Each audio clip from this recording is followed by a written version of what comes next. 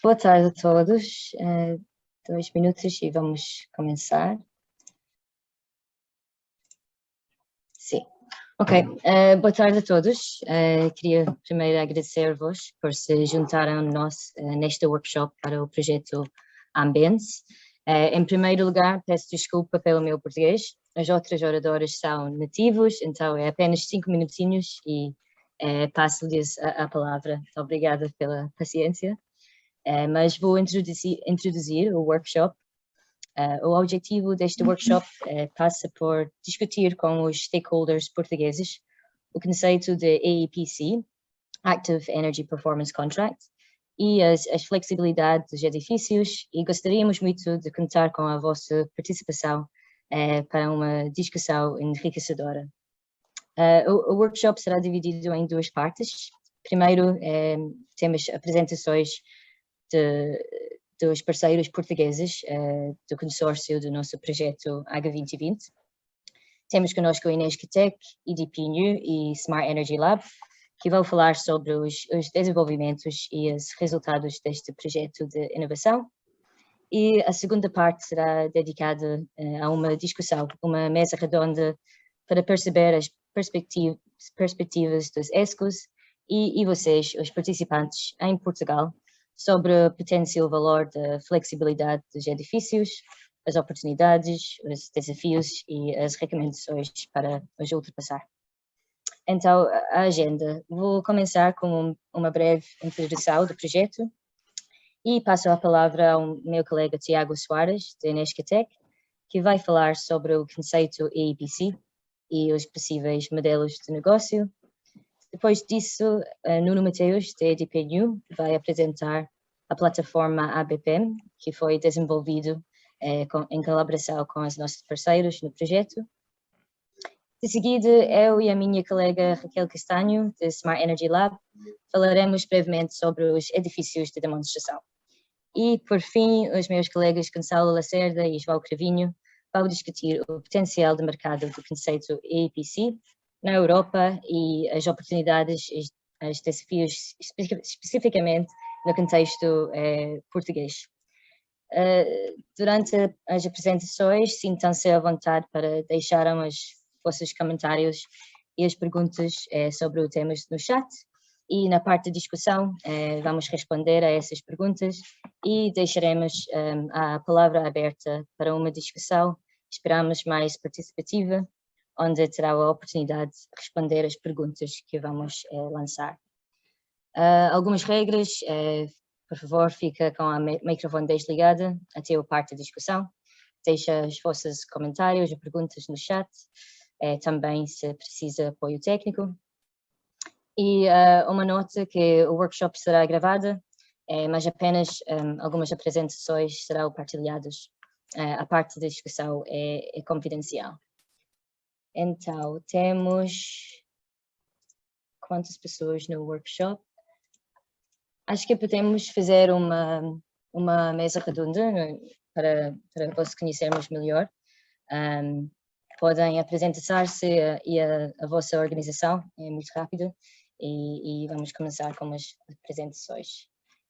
Então, eu vou começar. Sou Claire Harvey, trabalho no EDP-New. Somos um centro de investigação e desenvolvimento, parte do ecossistema de inovação na EDP. E temos conosco meus colegas Gonçalo, Nuno e João. E vou para a próxima pessoa na lista, que é Tiago. Obrigado, Claire. Tiago Soares, sou do Inescatec, do Centro de Sistemas de Energia, e estou dedicado às áreas de mercados de energia, eficiência energética e produção distribuída.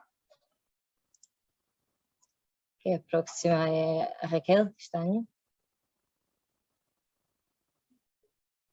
Olá, muito boa tarde a todos. O meu nome é Ana Raquel Castanho, trabalho no Smart Energy Lab, sou analista de energia e de negócio. O Smart Energy Lab é um laboratório colaborativo, que tem como objetivo acelerar a transição energética através da criação de novos produtos e serviços no new downstream do setor da energia e também promover a adoção dos utilizadores e foca-se em 3 grandes áreas de atuação: recursos distribuídos, flexibilidade e mobilidade elétrica. Obrigada, Raquel. A próxima tem Luís Martins. Olá, boa tarde. Meu nome é Luís Martins. Eu trabalho na EDP Inovação, na equipa Client Focused Solutions e com especialização mais na parte da mobilidade elétrica. Obrigada. A próxima é Filipe Bollinger. Boa tarde, eu sou Filipe Bollinger, trabalho na Agência Municipal de Energia do Seixal e, portanto, estou interessado nestes temas que vão ser abordados neste workshop. Obrigada, Filipe. A próxima, Eduardo Silva. Olá, viva, boa tarde. Meu nome é Eduardo Silva, trabalho para a Lisboa Nova, a Agência de Energia e Ambiente de Lisboa, e sou gestor de projetos, maioritariamente relacionados com fundos europeus, mas não só, fundamentalmente na área de Smart Cities. Obrigada, Eduardo. Próxima tenho Bruno Carvalho. Boa tarde, sou Bruno Carvalho, sou gestor de projeto na Agência de Energia do Porto. Pronto, aqui o nosso trabalho incide muito sobre a transição energética na área territorial dos municípios que são nossos associados e fazemos também acompanhamento de contratos de performance, já alguns em vigor, mas principalmente na iluminação pública. Obrigada, Bruno. E eu tenho Gonçalo Saraiva. Sim, olá, boa tarde a todos. O meu nome é Gonçalo Saraiva, trabalho na EDP Comercial, da área de desenvolvimento de produto New Downstream e, portanto, sempre interessado em ouvir estas novas aprendizagens e novos temas para termos no nosso radar. Obrigada, Gonçalo. Próxima é Ricardo Ressurreição. Olá, viva. Então, eu estou na EDP Global Solutions, na direção de gestão de instalações, portanto, no fundo, fazemos o chamado Facility Management dos nossos edifícios. Obrigada, Ricardo. Próxima é Carlos Patrão. Olá, boa tarde. Meu nome é Carlos Patrão, eu sou, portanto, Senior Innovation Manager aqui na CleanWatts e também Project Manager e investigador na Universidade de Coimbra, mais propriamente no Instituto de Sistemas e Robótica, onde a entidade que é o National Administrator do European Code of Conduct for Energy Performance Contracting, e daí já temos trabalhado em vários projetos europeus ligados aos EPCs, e daí o interesse neste seminário. Obrigada, Carlos. E também tenho aqui José Vigares. Olá, boa tarde. Meu nome é José Vigares, trabalho na direção de estruturas e redes da entidade reguladora dos serviços energéticos. Obrigado pela participação. Obrigada a nós. Acho que é todas as organizações. Se eu perdi alguma pessoa, podemos voltar para isso na parte da discussão. Mas só para saber quem está aqui, obrigada junto a nós. E vamos começar com as apresentações. Vamos apresentar brevemente o contexto do projeto Ambience, que significa Active Managed Buildings with Energy Performance Contracting. A nossa visão para o futuro é reduzir as emissões dos edifícios na Europa e o consumo de energia com a aplicação de eletrificação combinada com controle ativo. Isto significa um grande crescimento de equipamentos elétricos, como bombas de calor ou sistemas de água quente, um grande aumento das energias renováveis e a redução da intensidade do carbono no nosso energy mix. E a missão deste projeto é melhorar a atratividade económica das medidas de redução das emissões nos edifícios, através da combinação de medidas clássicas de eficiência de energia com eletrificação e controle inteligente dos equipamentos. Os objetivos do projeto são alargar o conceito do Energy Performance Contract para incluir o valor de demand response, valorizando a flexibilidade disponível nos edifícios. Estender este conceito para mais tipos de edifícios e desenvolver ferramentas para apoiar o processo de avaliação do valor de demand response e as potenciais operações de flexibilidade na fase de contratação. Desenvolver este conceito e esta ferramenta, tentando implementar em 2 edifícios reais, para perceber como este vai funcionar na realidade. E envolvermos pessoas relevantes para entender melhor as barreiras e as formas de as ultrapassar. Porque os impactos pretendidos com este conceito passam por reduzir emissões, mudando ativamente o consumo de eletricidade para momentos em que a intensidade de carbono é baixa, reduzir também os custos, mudando ativamente o consumo para os períodos em que a eletricidade é mais barata, acelerar a eletrificação, apoiar os investimentos em mais energias renováveis e desenvolver os serviços de flexibilidade para abordar a variabilidade da geração. E para quem vai beneficiar desta inovação? O ambiente, para facilitar uma redução nos gases de efeito de estufa, os clientes, através da redução dos custos de energia, cada vez mais importante, para o sistema elétrico, para preparar os edifícios e equipamentos para terem mais capacidade de resposta em termos de variabilidade das energias renováveis, que vão continuar a crescer, e os possíveis problemas na rede elétrica, e os ESCOs, para melhorar os contratos EPC, para oferecer mais serviços e oportunidades de crescimento neste setor.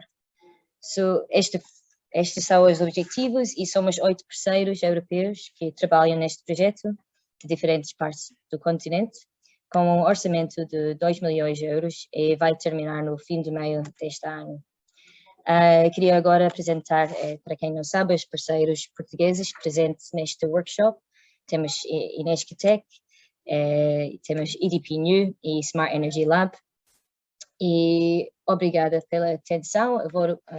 Agora vou passar a palavra ao Tiago Soares, de Inescatec, que vai apresentar em mais detalhe o conceito e os modelos de negócio. Tiago. Obrigado, Claire. Então, hoje trago aqui então o conceito recente que temos vindo a desenvolver no âmbito deste projeto. Um EPC é um mecanismo de organização de financiamento da eficiência energética que proporciona aos clientes um conjunto abrangente de medidas de eficiência energética, energias renováveis e a geração distribuída também. Esse contrato é muitas vezes acompanhado de garantias de que uma poupança produzida por projeto será suficiente para financiar o custo total desse projeto. Um projeto EPC é entregue por uma ESCO, uma empresa de serviços de energia, que propõe ao cliente um conjunto ótimo de medidas que dão garantias de desempenho para as poupanças projetadas e respectivo tempo de retorno. As poupanças relacionadas à energia podem ou são normalmente divididas em duas formas, por eficiência energética ou por exemplo, resposta à demanda, portanto, demand response. No EPC tradicional, portanto, o foco reside em projetar e implementar várias medidas de conservação de energia, eficiência energética, para alcançar a redução de consumo de energia e poupar não só energia, mas também custos. Isto inclui medidas sobre o recondicionamento de instalações existentes, atualizações de instalações, por exemplo, a ABAC, iluminação, etc. Enquanto no AEPC, portanto, no Active Building and Performance Contracts, a poupança de energia pode ser feita não só pelo meio da eficiência energética, mas também com a demand response e a flexibilidade. Aqui o ativo este conceito visa estender o EPC existente com elementos para a demand response e flexibilidade. Em termos de flexibilidade, o objetivo passa por necessariamente mover a carga, ainda ao anterior, desculpa, mover a carga no tempo a reduzir a carga, otimizando evidentemente os custos de energia. Este conceito estende no essencial ou clássico em 3 dimensões. A primeira tem a ver com alargar as garantias de desempenho energético relacionadas com a eficiência energética através da inclusão de DR. A segunda dimensão passa por adaptar o EPC clássico a uma ampla gama de edifícios. E, por fim, a terceira dimensão consiste em estender o EPC a edifícios coletivos, okay? Através, por exemplo, de comunidades locais de energia. Deixa eu passar. Okay. Para implementar uma EPC, é necessário avaliar qual é a flexibilidade disponível no edifício.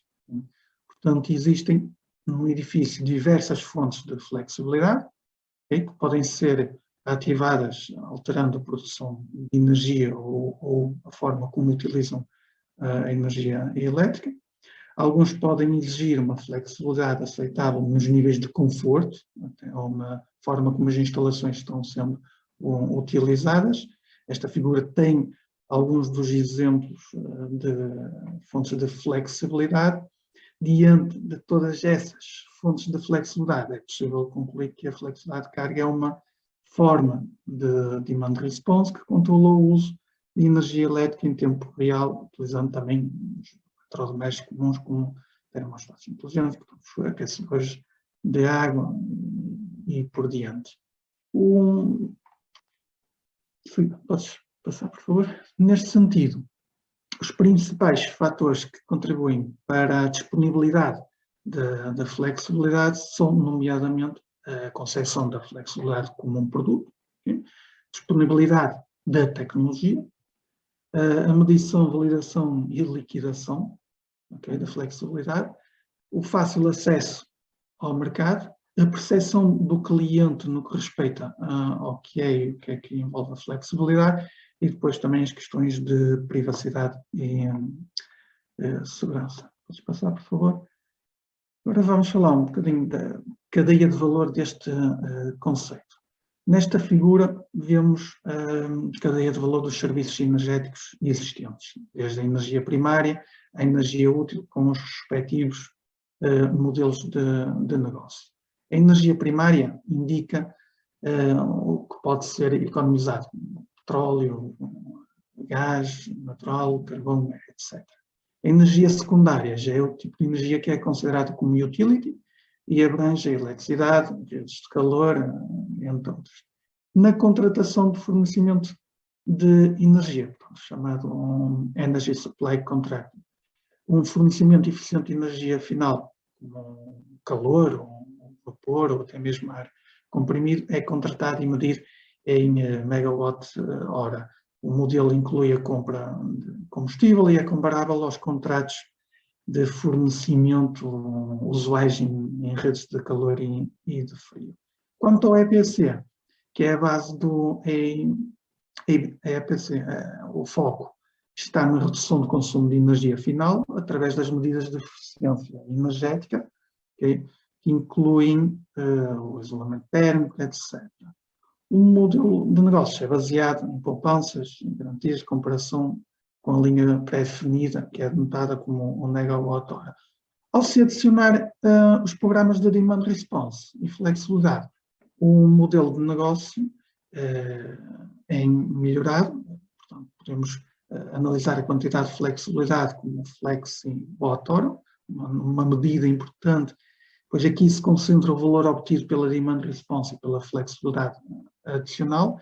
Como a DR em edifícios é geralmente tratada pelos agregadores, esta cadeia de valor funcional, em termos de serviços energéticos, levanta a questão de qual é o papel de um agregador em relação ou de uma ESCO, embora a própria ESCO possa desempenhar o papel do agregador. A figura seguinte fornece um resumo do tipo de serviços de demand response, normalmente oferecidos e que agregam valor para os clientes e a ESCO também. O corte de carga, portanto, load shedding, é o que exige menos investimentos a nível tecnológico. Os principais benefícios são a redução imediata de custos, evitar o aumento de preço de energia. De seguida, temos o load shift, portanto, o deslocamento da carga no tempo. Pode trazer benefício extra, mas também traz alguma necessidade de investimento para o controle das cargas. E, em seguida, a modelagem, load shaping, modelagem da carga a um nível mais detalhado e que aqui necessita de investimentos consideráveis para conseguirmos obter o resultado esperado. Podes passar, por favor? Portanto, nesta cadeia de valor, o EPC tem como principais atores os semelhantes ao EPC tradicional. Portanto, temos o consumidor que também produz energia, tem flexibilidade, pode participar nos programas de demand response. Por sua vez, temos o ESCO, que permite que o consumidor tenha acesso a agregadores, melhor a gestão de energia, visando também reduzir os custos de energia. O agregador coleta toda esta flexibilidade dos consumidores e negocia essa flexibilidade nos diferentes mercados de energia. E, por fim, o mercado de energia supervisiona todas as negociações entre os produtores, os consumidores e os agregadores. Podes passar, por favor. Em termos de modelo de negócio, existem vários que podem ser aplicados no contexto do EPC. Nós modelamos 13 modelos diferentes, tendo em conta o tipo de edifício, a ocupação, o tipo de demand response, quem é o dono, o tipo de financiamento, entre outras características. Por simplicidade e algumas restrições, apresenta apenas o modelo mais genérico. Este modelo é caracterizado por um ESCO que fornece um serviço de EPC, consistindo em poupanças significativas de energia garantidas com base na eficiência energética e também demand response. Esse cliente é normalmente o proprietário ocupante do edifício, seja residencial, comercial, público, individual, e que compensará, evidentemente, a ESCO com um investimento por meio de um pagamento periódico, que também pode incluir juros, evidentemente. Neste modelo de negócio mais genérico, o tipo de demand response que aplicamos é implícito. Isto envolve apenas o fornecedor de eletricidade, nessa eletricidade com base, por exemplo, em tarifas dinâmicas. Este modelo é uma melhoria de um modelo EPC tradicional com potencial de flexibilidade. Além disso, o cliente pode contratar também os serviços de um facilitador para acompanhá-lo em todo o projeto com assessoria especializada. Embora este facilitador também possa estar englobado no papel da ESCO. Okay?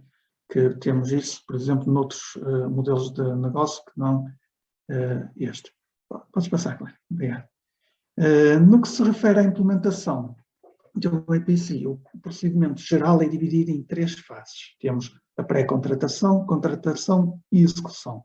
A fase de contratação, de pré-contratação mostrada aqui no slide, consiste em identificar o potencial de um projeto, okay? E definir o projeto principal, portanto, a primeira avaliação do potencial do projeto.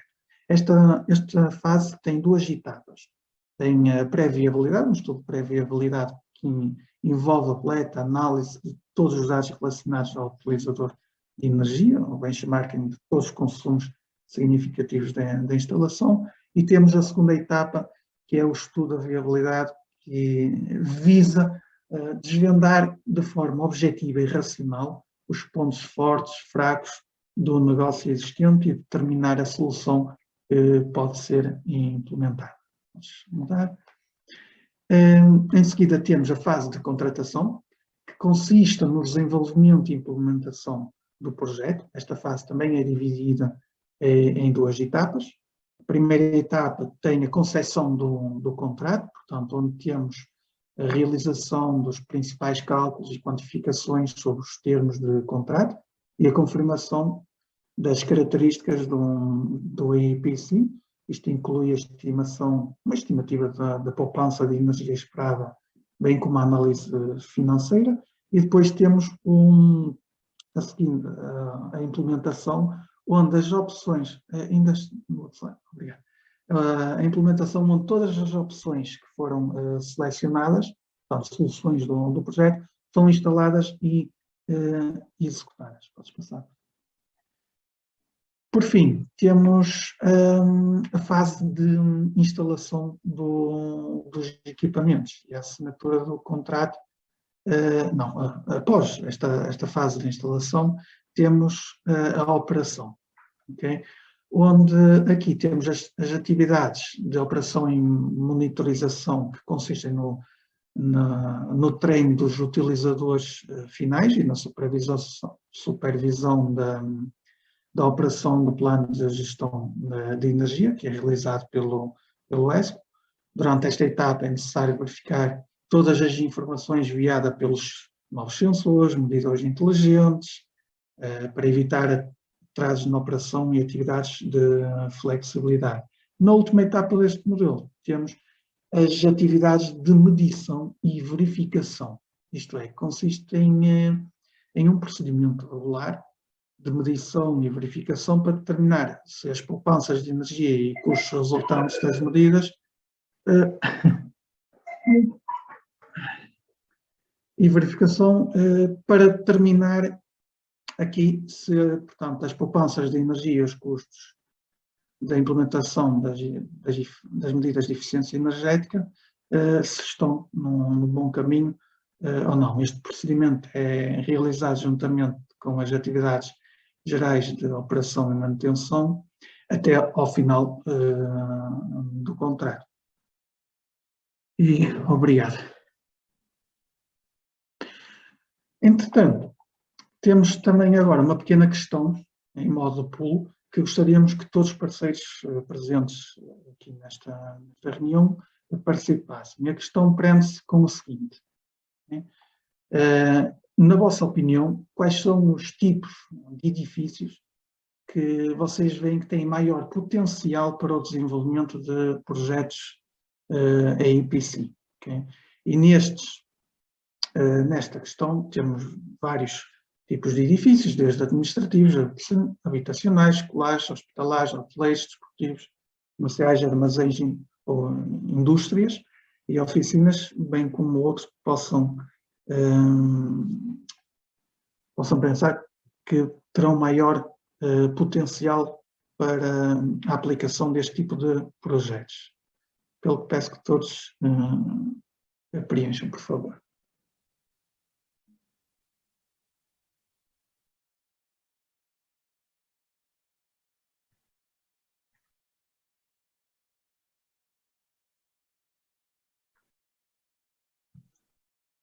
Não sei se conseguimos ver os resultados. Roberta, can you show the results of the poll? Or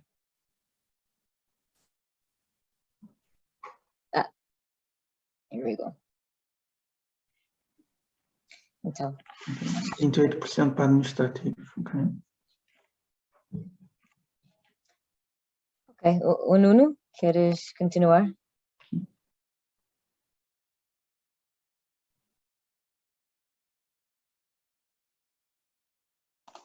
Obrigado, claro. Vou então agora passar à próxima apresentação, onde pretendemos apresentar aquilo que é um dos outputs deste projeto. Consiste na plataforma ABPM Tool, que não é mais do que uma plataforma que pretende operacionalizar essencialmente todas as questões que o Tiago e a Claire explicaram anteriormente. Nesta parte da apresentação tenho basicamente dois blocos principais. Um primeiro onde vou explicar os vários módulos que compõem a ABPM Tool e as principais capacidades da própria ferramenta, e posteriormente alguns exemplos de aplicação para que também possam perceber qual o potencial de aplicação desta ferramenta.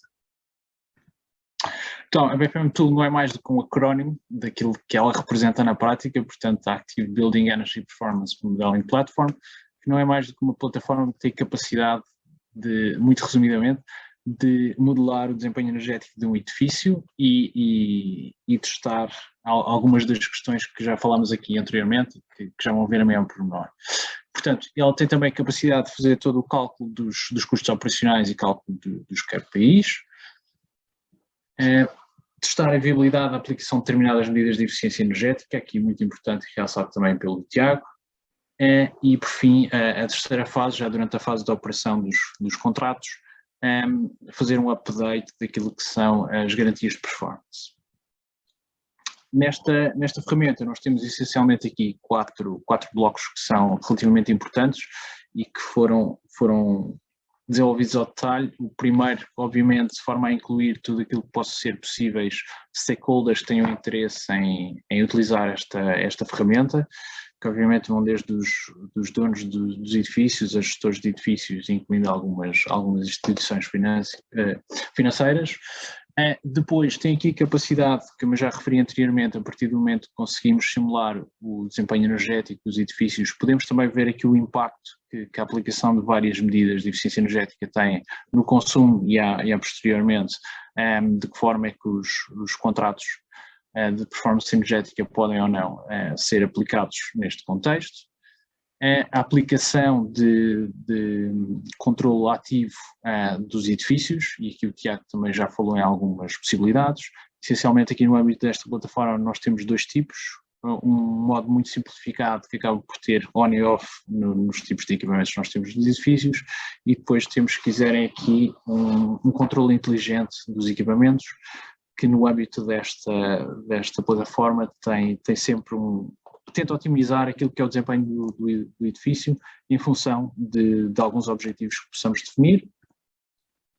E a posteriori, como isto é uma ferramenta que está a ser desenvolvida no âmbito de um consórcio internacional, pretende aqui ter a capacidade de incluir e agregar informação de diversas tarifas no que se refere à energia. Entrando aqui naquilo que é a BPM Tool, propriamente dita, ela consiste essencialmente em 5 módulos de cálculo, em que vou descrever-vos um bocadinho o que é que consiste. Basicamente, Configuration Subtool é o primeiro módulo de utilização para qualquer utilizador e consiste na descrição e introdução de todos os parâmetros relativos ao edifício e ao consumo de energia de base do próprio edifício.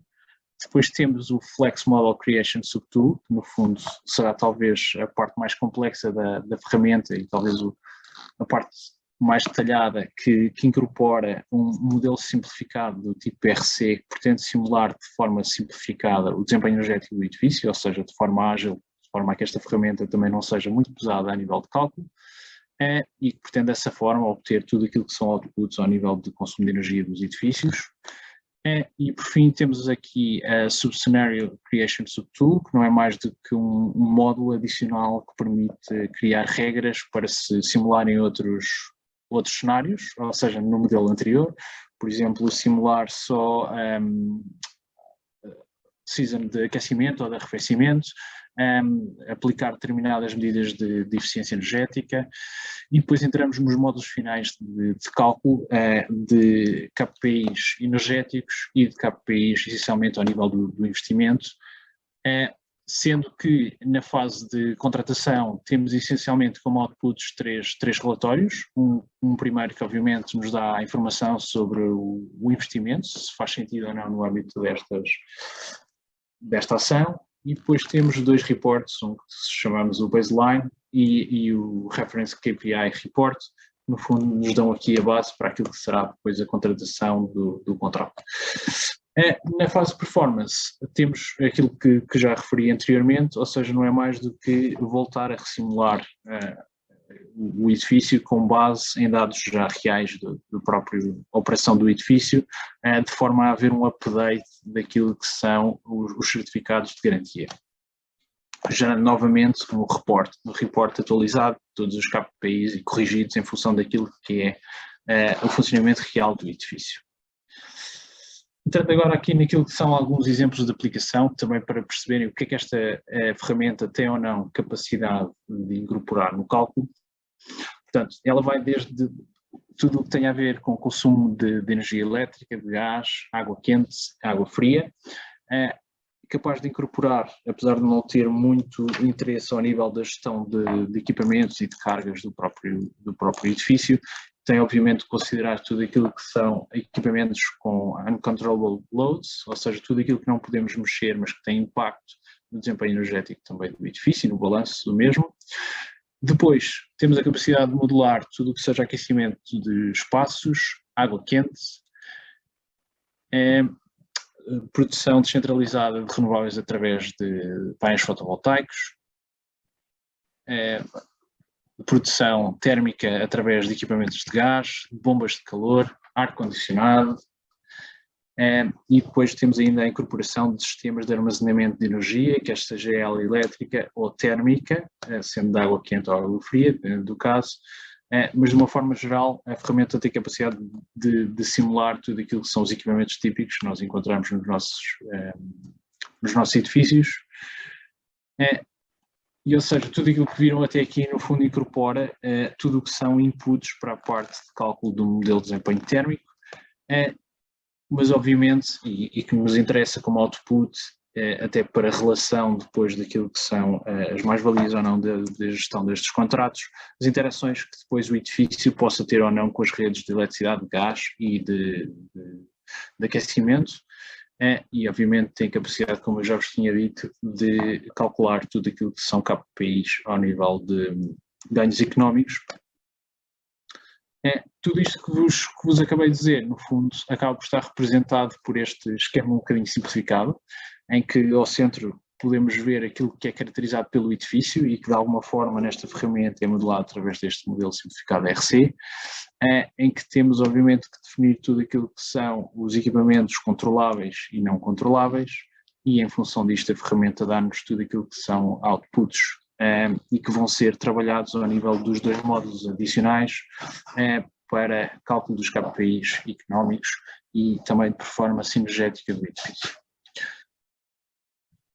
Aqui temos mais um exemplo muito simples daquilo que pode ser a aplicação desta ferramenta. Portanto, aqui temos basicamente o caso de um edifício que tem uma bomba de calor que é utilizada tanto para aquecimento ambiente como para aquecimento de água quente, e que tem também painéis fotovoltaicos. Portanto, em cima tem um dos outputs deste programa, que acaba por ser aquele diagrama de produção de energia elétrica. Temos depois aquilo que é o perfil de consumo dos equipamentos não controláveis, de aquecimento dos espaços, de água quente e de carregamento dos veículos elétricos.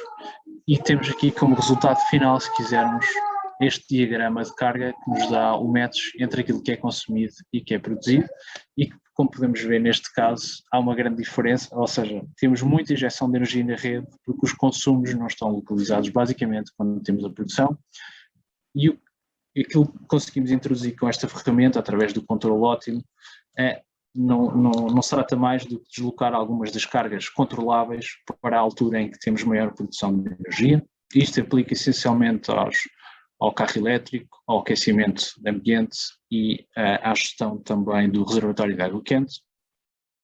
E se repararem, no aquecimento ambiente, aquilo que temos é em vez de, como tínhamos aqui, termos produção para aquecimento ambiente ao longo do dia, ela acaba por estar centralizada basicamente nas horas em que temos maior produção de energia elétrica.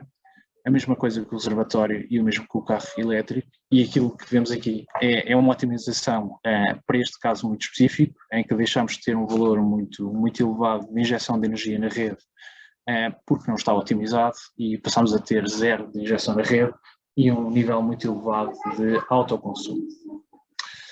Por fim, o último exemplo que tenho para vos apresentar é basicamente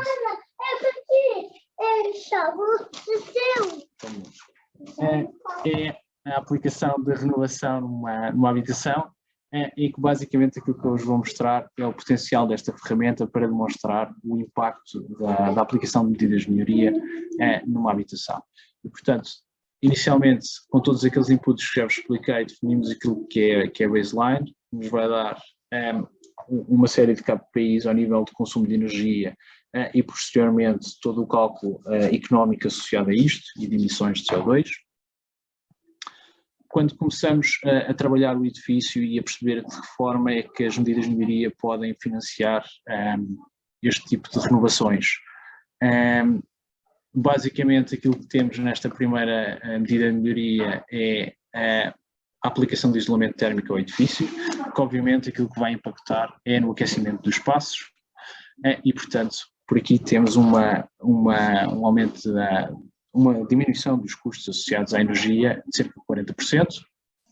Numa segunda medida de melhoria temos basicamente aquilo que este projeto também procura, que é a eletrificação dos edifícios e, portanto, temos a substituição da caldeira a gás por uma bomba de calor e a introdução de um sistema fotovoltaico, de forma que, como vocês já viram anteriormente, utilizar aquela otimização também ótima de termos um maior autoconsumo possível no edifício. Deixamos de ter tarifa associada obviamente ao gás, pois é tudo elétrico, e passamos a ter também aqui uma tarifa associada à injeção na rede e conseguimos também obter uma poupança considerável de cerca de 28%.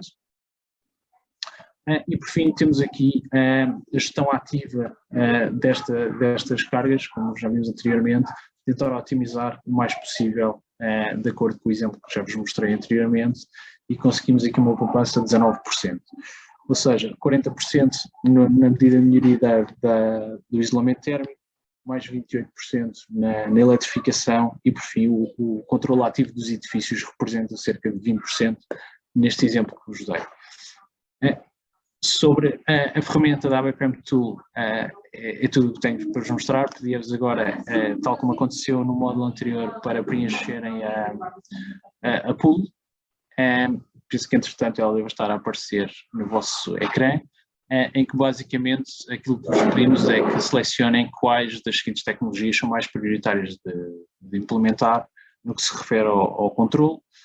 Isto é, no conforto dos ocupantes, ao nível do controle do aquecimento e do arrefecimento dos espaços, da iluminação, das baterias ou do carregamento de veículos elétricos.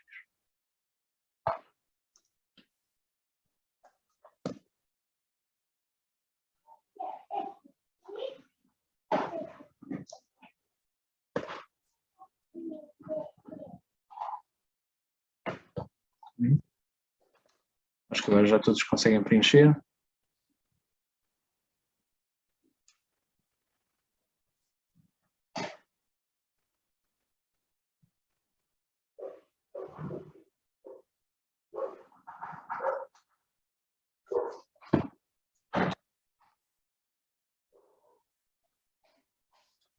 Não sei se consegues pôr os resultados.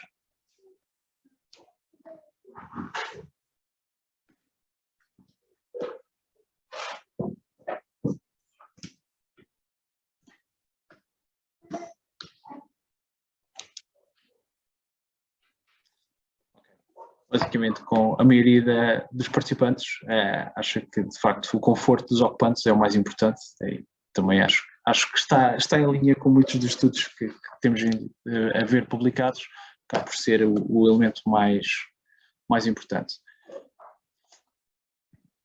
Passamos agora então para a próxima apresentação da Claire e da Ana Raquel Castanho. Sim. Obrigada, Nuno. Sim, vamos agora apresentar os dois edifícios de demonstração no projeto, um na Bélgica e outro em Portugal. Vou apresentar brevemente o edifício e os resultados do nosso parceiro belga e passo a palavra à minha colega Raquel, da Smart Energy Lab, que vai falar sobre o edifício no Porto.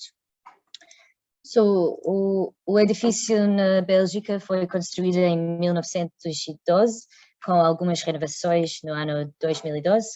Tem a classe energética E, o nível mínimo de eficiência, sem isolamento e com uma caldeira de gás para aquecimento central. Um estudo estático resultou em medidas de isolamento extensivo em toda a casa para melhorar a eficiência termal, resultando em poupanças anuais de 58% na energia e 31% em termos de custo. E depois uma campanha de recolha dos dados, usando os módulos da plataforma ABPM, que Nuno explicou. Fizemos várias simulações dinâmicas para comparar diferentes cenários, considerando combinações das medidas de eficiência da energia clássica, adicionando capacidade de PV, variando os equipamentos elétricos e considerando também as medidas com controle ativo da bomba de calor e o carregamento do carro elétrico. A optimização resultou na poupança de custos anuais de 70% e como um optimal power plan em termos de flexibilidade, load shifting para períodos de tarifas diferentes. Em comparação com as medidas clássicas de eficiência da energia, os custos para implementar controle ativo são muito mais baixos, ainda resultam em poupanças significativas. Hoje, só para resumir, os modelos de negócios de EPCs para residenciais são muito menos desenvolvidos do que os EPCs comerciais, mas quando pensamos no futuro e nos papéis possíveis do agregador de energia, vemos que este pode ser um caso de uso interessante para termos casas preparadas para usar a flexibilidade, e nós temos exemplos de empresas que já fazem isso no Reino Unido, Alemanha, etc. Mas vamos voltar para Portugal e agora passo a palavra à Ana Raquel Castanho, do Smart Energy Lab, que vai apresentar o edifício no Porto. Raquel. Muito obrigada, Claire. Portanto, sem muito mais demoras, o edifício em estudo está localizado no Porto, junto à Casa da Música, e foi inaugurado em 2011. Faz parte de um complexo de 2 edifícios, o edifício A e o edifício B, sendo uma das sedes do grupo EDP.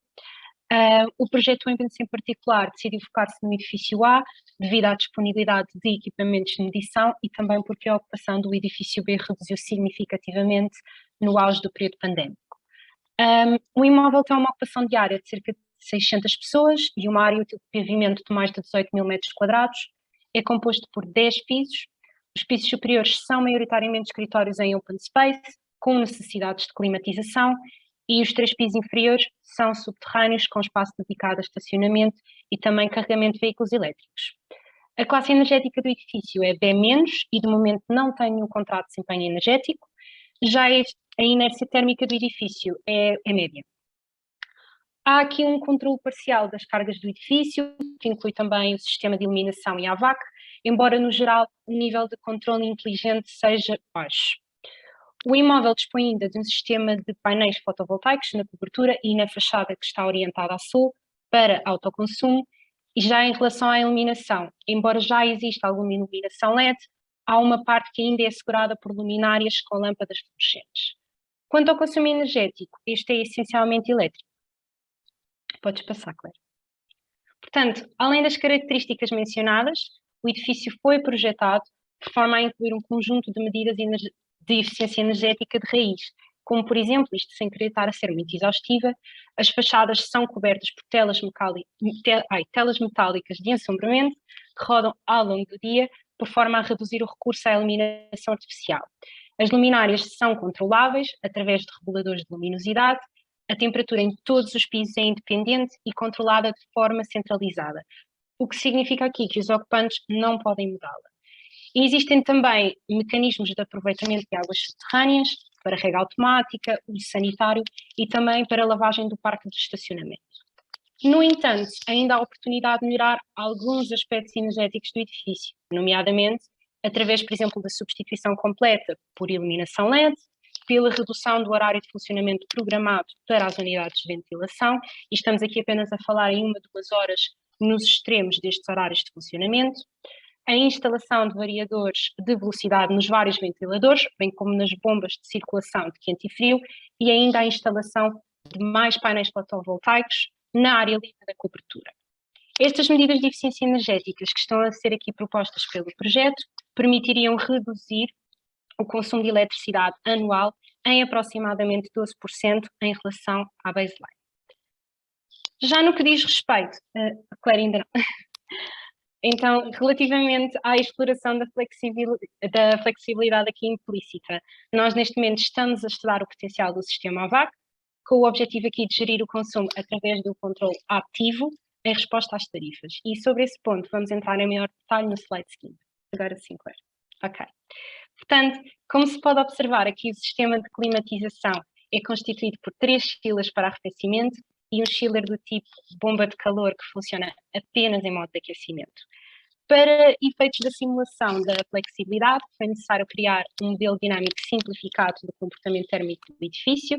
Isto é um modelo simples RC, como já foi explicado anteriormente pelo Nuno.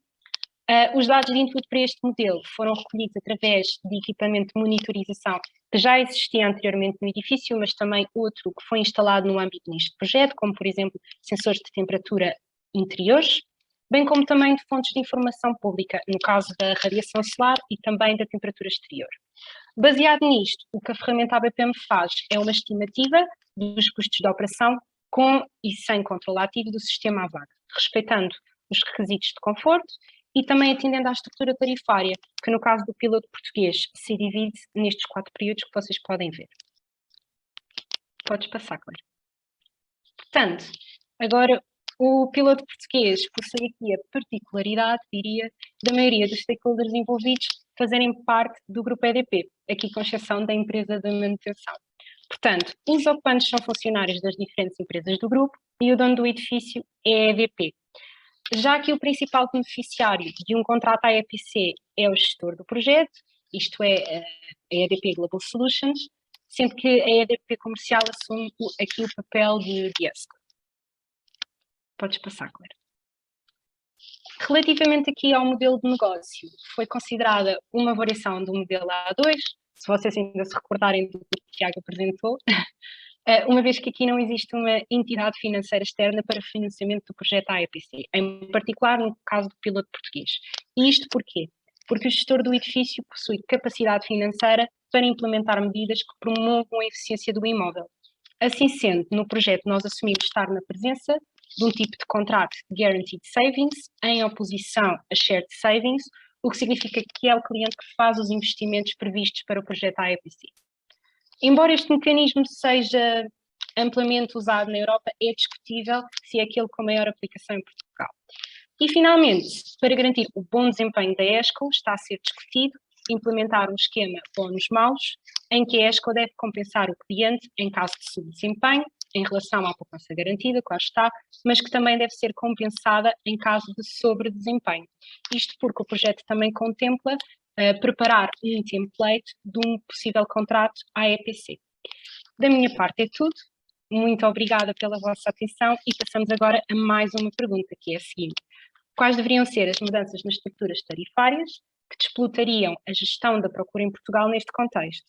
As tarifas dinâmicas, diferentes tarifas de injeção e consumo, tarifas de potência, outros. Muito obrigada pela vossa colaboração desde já.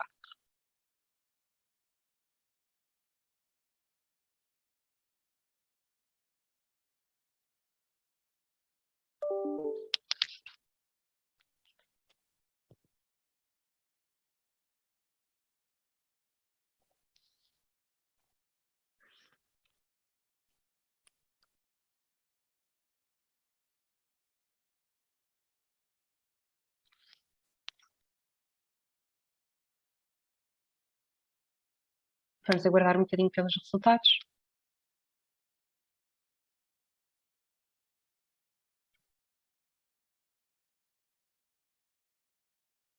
Portanto, aqui a maior parte dos participantes, 67%, portanto, diria que temos mais do que a maioria votou tarifas dinâmicas, 27% no caso das diferentes tarifas de injeção e consumo e 7% para as tarifas de potência. Muito bem.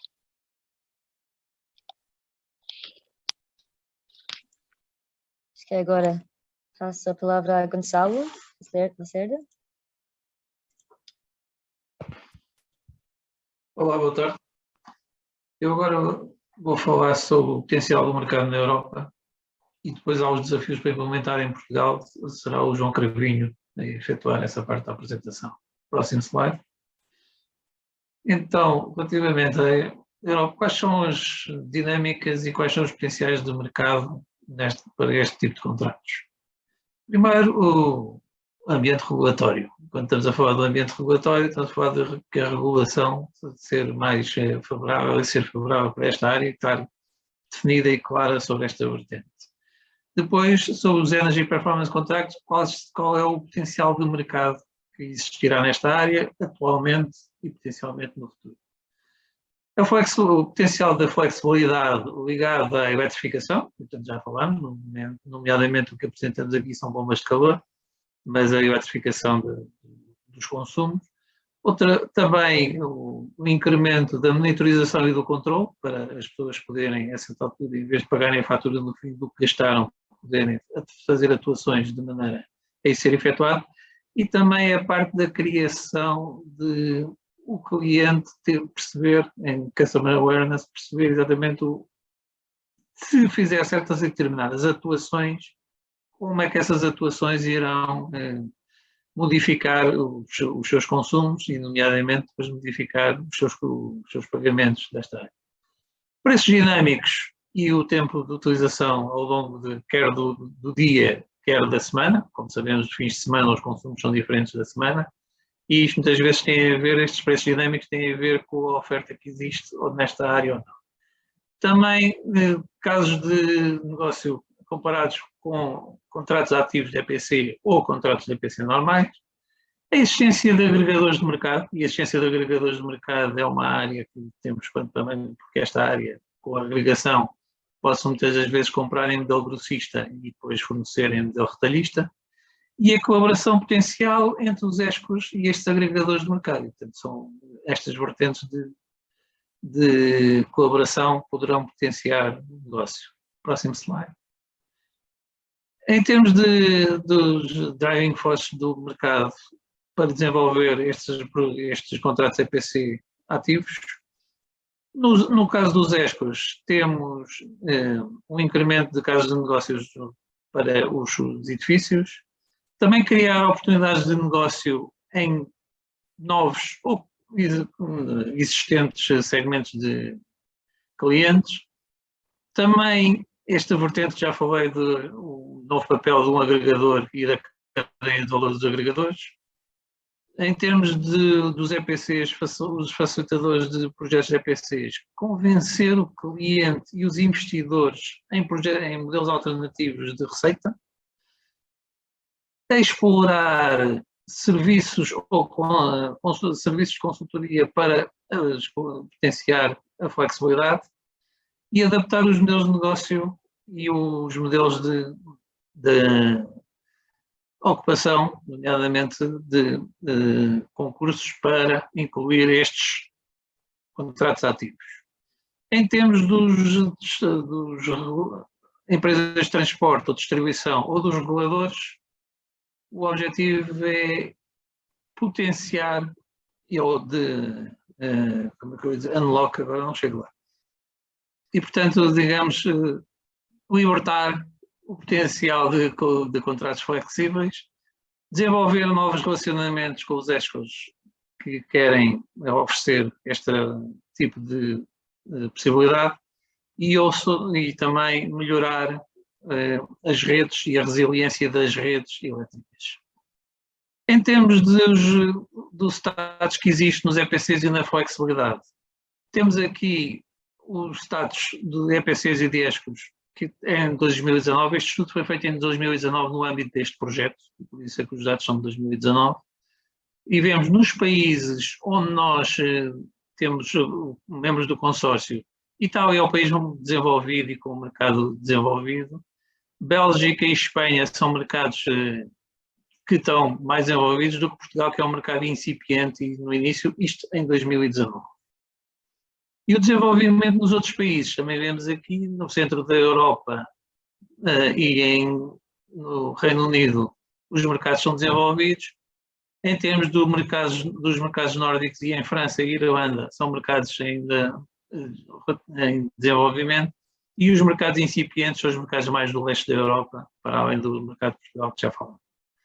Em termos de Demand Response Services, a Bélgica é que está mais avançada no âmbito dos países que têm membros no consórcio, Itália de seguida e a Península Ibérica está pouco desenvolvida e necessita começar. No resto da Europa, também podemos ver pelas cores, os países mais desenvolvidos são a Irlanda e a Finlândia. O resto da Europa está em desenvolvimento, com exceção da Polónia e dos países dos Balcãs, que estão em mercado incipiente. Próximo slide. Não, o anterior. Em termos de... Isto são as estimativas do mercado e de dimensão do mercado. Vemos aqui referido com a seta azul Portugal, e nessa altura os contratos que existiam eram cerca de 15, com uma dimensão de 50 mil euros, e depois tínhamos, digamos, o market public sector de employees, cerca de 76 nesta área, e eram estas as vertentes, e o market public sector em euros de 1429. E o próximo slide passa para o João para continuar a apresentação. João. Sorry, I had my mic muted. Okay, so going to the challenges and opportunities we face in Portugal. Eu estou a falar por inglês, peço imensa desculpa. Ok, voltando então aos gráficos que o meu colega apresentou atrás, é possível observar que neste slide o estado corrente de desenvolvimento dos mercados de EPC e DESCOs e dos serviços de Demand Response, e tal como o meu colega já afirmou, o estado corrente para Portugal nestes dois casos é caracterizado por um estado de subdesenvolvimento, e focaremos então nos próximos slides em pormenorizar como poderão ser impulsionados ou quais as oportunidades de melhorar estes mercados e as barreiras. Próximo slide, por favor. Então, para o caso de EPCs e de ESCOs, inicialmente, mais uma vez é um mercado relativamente pequeno e subdesenvolvido, quando comparado com o panorama geral dos restantes países europeus. Os dados de 2019 indicam que o valor do mercado que o valor do mercado de ESCOs gira à volta dos 75 milhões de euros, com um crescimento ao ano desde 2014 à volta dos 20%, apesar de estar em decrescimento nos últimos recentes anos, e contabilizam-se mais ou menos 30 provedores de serviço. No caso do mercado de EPCs, é um mercado ainda mais pequeno, por volta de 30 milhões, com um reduzido crescimento muito menos significativo do que os 20% do mercado de ESCOs, e conta com aproximadamente 10 provedores de serviços. Mais uma vez, isto foram dados de 2019, mas creio que nesta altura não deverá ser assim tão longe do panorama geral. Acho que à esquerda do slide poderemos ver então o resultado deste estudo feito no âmbito deste projeto Amiens, mais uma vez em 2019, para o estado corrente de todas estas áreas principais identificadas, a longevidade do mercado, o tamanho ou o valor e até a implementação de EPCs. Em jeito das barreiras que este tipo de mercados enfrenta neste momento, as barreiras prendem-se principalmente com barreiras administrativas que se prendem com os processos de procuração pública, barreiras financeiras que se prendem principalmente com a falta de financiamento ou incentivos para EPCs, por exemplo, a falta também de conhecimento e de confiança, tanto nos modelos de negócio como no mercado, é também prejudicial e é uma das barreiras que este mercado enfrenta. Também, neste sentido, vai no contexto dos projetos que se caracterizam por serem de pequena dimensão, de longa duração e com altos custos transacionais. Para tentar alavancar e impulsionar estes mercados, temos as metas públicas de eficiência energética, principalmente o PNEC 2030, metas essas que são vinculativas e, portanto, o mercado deveria utilizá-las para alavancar a si mesmo. Para ultrapassar estas barreiras, as empresas necessitam de acesso a maiores redes de financiamento. Um estudo da Agência Internacional Europeia frisou que a redefinição do EcoAP era algo que os players de mercado identificam como essencial e prioritário para impulsionar o mercado também. E em jeito assim um pouco de provocação, escrevi aqui os aumentos dos preços de energias, gostava de saber a vossa opinião depois também no fim. Próximo slide, por favor. Pormenorizando então para os serviços de Demand Response em edifícios, à esquerda mais uma vez é possível ver o resultado do estudo feito para este projeto, onde foram avaliadas 4 áreas principais: o acesso ao mercado de Demand Response, o acesso ao mercado pelos prestadores de serviço, os requisitos dos produtos, dos serviços e os procedimentos de medição e verificação. Estes prendem-se peço desculpa, o panorama então geral deste tipo de serviços é caracterizado por um pobre regime regulatório no que toca à agregação e serviços de demand response e, portanto, consequentemente, o potencial de flexibilidade dos edifícios está por explorar ainda.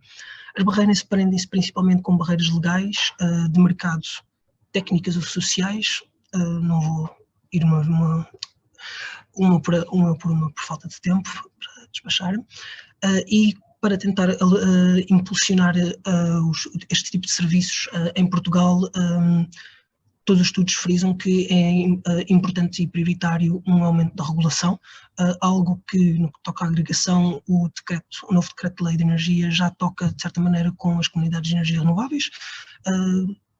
Também criar um quadro regulatório para a demand response e flexibilidade, e em termos de infraestruturas, o crescente número de smart meters, instalações e de sistemas de gestão de energia ao nível dos edifícios pode também ser um componente alavancador, tal como a inovação e tecnologia facilitadoras de demand response. Próximo slide só, por favor.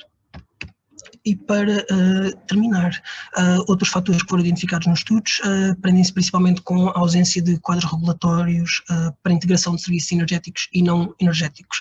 Aqui, em jeito de impulsionadores, os incentivos financeiros e regulatórios e o crescente interesse e o recente quadro regulatório para as comunidades de energias renováveis. E obrigado. Agora, também temos mais duas polls, uma referente à parte do Gonçalo, outra à minha. Então a pergunta é: qual é, na implementação dos serviços de AEPC, qual considera ser o maior desafio, se é regulatório, financeiro, administrativo ou técnico? Vou responder.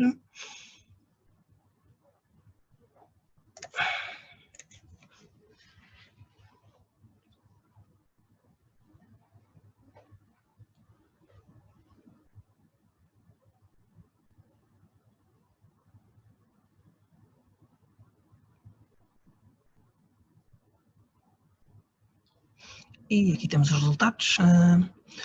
A maioria não, mas quem ganhou, entre aspas, foi o maior desafio será de natureza regulatória, seguido pelo financeiro, administrativo em terceiro lugar e o técnico em quarto.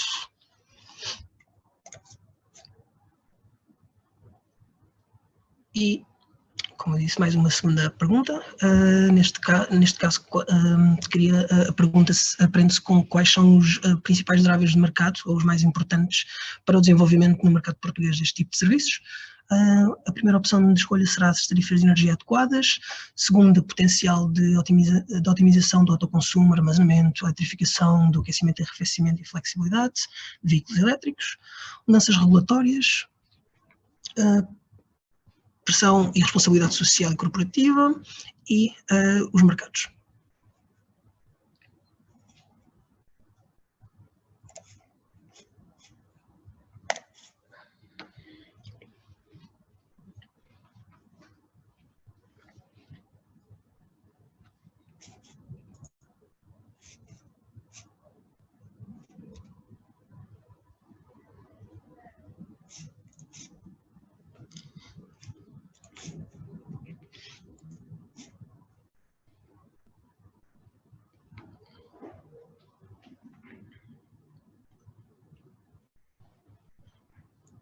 E aqui temos, no pódio estão duas empatadas, na verdade. as mudanças regulatórias, entre mudanças regulatórias e o potencial da otimização do autoconsumo, etc., em primeiro lugar, seguido também do empate entre tarifas de energia adequadas e mudanças regulatórias que permitam acelerar edifícios com emissões zero. E, por fim, temos um driver, que é os mercados de flexibilidade, e, infelizmente, a pressão e responsabilidade social corporativa não foi escolhida. Obrigado. Obrigada, João.